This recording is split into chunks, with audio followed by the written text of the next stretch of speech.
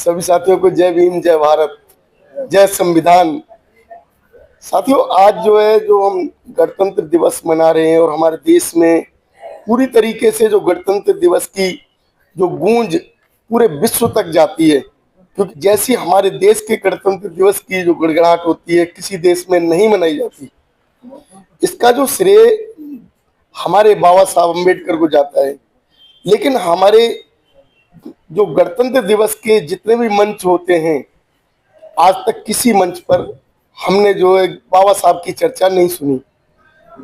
क्यों? क्योंकि बाबा साहब हमारे वो दलित समाज से आते थे और दलित समाज को आज भी जब गणतंत्र दिवस हम 77वां मना रहे हैं, लेकिन बाबा साहब को हम याद नहीं करते, तो हमारे देश की एक जो है बहुत बड़ी चूक है। क्योंकि हमारे देश का अभी तक कोई भी प्रधानमंत्री उस मंच पर नहीं पहुंच पाया, ये सबसे बड़ा इसका कारण है। और इसके हमारे उस मंच पर ना पहुंचने का सबसे बड़ा कारण है कि हमारे देश के जो युवा हैं वो भटके हुए हैं, उन्हें कैसे लाइन पे लाएं, ये एक हमारे सामने एक बहुत बड़ा विषय आ जाता है।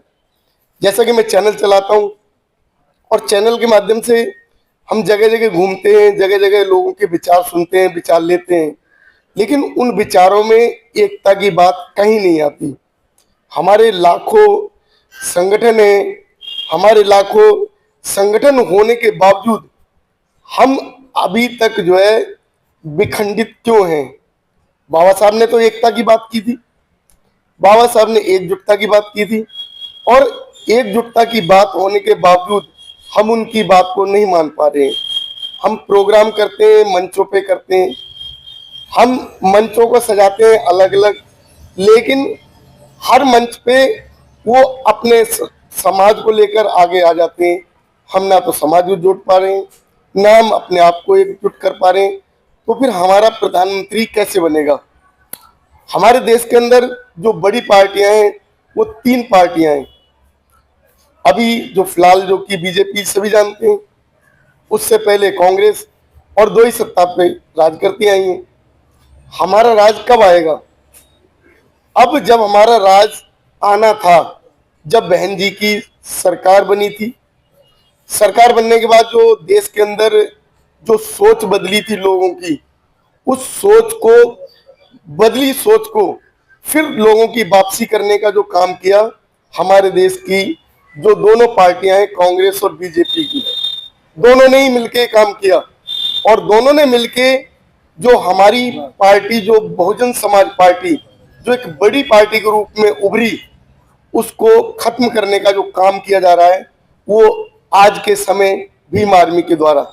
क्योंकि अगर हमारा जो समाज एकजुट हो जाता तो शायद अगर भीम आर्मी नहीं बनती तो आज हमारी पार्टी सत्ता पे, जो कि प्रधानमंत्री के जो चेहरे के रूप में हमारी बहन जी वहां खड़ी होती, उस चेहरे को अगर वंचित किया तो हमारे ही समाज ने, हमारा समाज पार्टियों में बढ़ जाता है, संगठनों में बढ़ जाता है, लेकिन वो सत्ता की बात नहीं करता।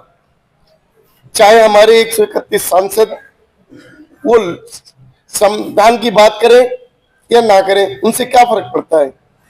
वो जो संविधान सभा में पहुंच गया, वो संविधान सभा के अंदर बैठने के बाद जो वर्तमान सरकार है उसका गुलाम हो जाता है। तो हमें उस गुलामी को कैसे तोड़ें, हमारे सामने एक बड़ा विषय है। उस गुलामी को तोड़ने के लिए हमें एकजुट होना पड़ेगा। अभी हमारे सामने एक चौथी party Bhim army Azad Samaj party. अब हमारा जो वोटर था वो 2 जगह बंटने लगा। अपने आप को एकजुट भी करने की जरूरत है, और एकजुट अगर हम गणतंत्र दिवस पर शपथ लें, क्योंकि आगे आने वाले जो 27 है, 27 में फिर अगर हमारा रुझान बनता है कहीं से एक पार्टी के रूप में, तो हम गणतंत्र दिवस को कंटिन्यू कर पाएंगे ना सर? आगे हम सोच बनाएंगे 29 में कि हमारा वो गणतंत्र दिवस का झंडा हमारा ही कोई प्रधानमंत्री बन के व्यक्ति और वो लहराए, हमारी संविधान की बात करे। तो मेरा तो केवल उद्देश्य यही है कि अभी हमें जैसे गणतंत्र दिवस को मना रहे हैं, हमारी गणतंत्र दिवस एक संवैधानिक रूप से हमें नहीं मिल पा रहा है। हमें संविधान का जो, जब तक हमारा खुद का जो जज्बा हमारे खुद का प्रधानमंत्री बन के उस मंच से बाबा साहब की बात नहीं करेगा, तब तक हम आजाद कैसे हैं।